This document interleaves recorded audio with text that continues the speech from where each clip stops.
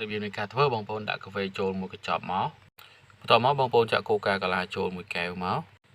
បាទបន្ទាប់មកយើងដាក់ទឹកឃ្មុំចូលមួយស្លាបព្រាបាយបងប្អូនកូរវា3-4នាទីទៅឲ្យរលាយកាហ្វេអស់មកបន្ទាប់មកបងប្អូនអាចពិសាបានហើយបងប្អូនអាចដាក់ទឹកកកបានវាធ្វើបងប្អូនមានកម្លាំងរួមដំណេកបានយូរជាក់ជាពុំខាន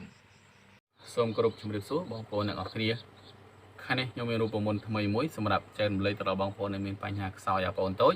បាទខ្សោយគឺខ្សោយតែមែនទែនសម្រាប់អ្នកដែលខ្សោយគឺដឹងពីយល់ពីអារម្មណ៍ហ្នឹងមួយហ្នឹងឯងខ្សោយបែបម៉េចបាទអញ្ចឹងអ្នកដែលជួបបញ្ហាវីដេអូនេះគឺជាវីដេអូមួយដែលបងប្អូនចង់បានដោយសារបញ្ហាគាត់ធម្មតាទេគឺធម្មតាសម្រាប់គាត់ទេបាទអញ្ចឹងរូបមន្តនៃការបំពន់កម្លាំងសមត្ថភាពលើក្រែរបស់បងប្អូនយើងប្រើកាហ្វេបាទកាហ្វេមួយកញ្ចប់ប្រភេទកាហ្វេឆុងពិសាភ្លាមដូចជា Goro កាហ្វេ Nestle កាហ្វេ Johnson កាហ្វេធម្មជាតិផ្សេងទាំងអស់ដែលគេដាក់នៅឆុង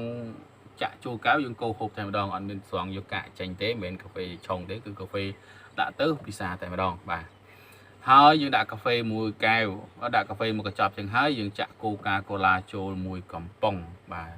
ចូលមួយកំប៉ុងឬក៏មួយកែវបាទមួយកែវយើងអាកែវជាប់នេះក៏បានដែរបាទយើងដាក់មួយកែវហ្នឹងមកកូរវាឲ្យអាលាយកាហ្វេតិចមកហើយយើងដាក់ទឹកឃ្មុំចូល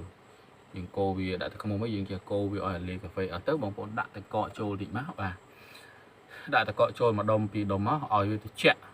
ឲ្យបងប្អូនចាំពិសាជារៀងរាល់ថ្ងៃមុនពេលចូលដីធ្វើឲ្យបងប្អូនតូចហ្នឹងគឺខ្លាំងតែម្ដង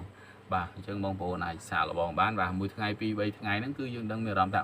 ប្លែកជាងមុនអូខេគឺប្លែកជាងមុនហើយរូបមន្តនេះដែរគេចែកម្លែកនៅប្រទេសថៃហើយខ្ញុំឃើញបងប្អូនខ្លះដែលគាត់ចង់បានរូបមន្តនេះខ្ញុំយកមកចែករំលែកនៅក្នុង channel របស់ខ្ញុំបាទអូខេអញ្ចឹងគឺរាល់ចម្ងល់ផ្សេងៗបងប្អូនអាច comment សាកសួរបន្ថែមទៀតបានបាទសូមអរគុណសូមជម្រាបលា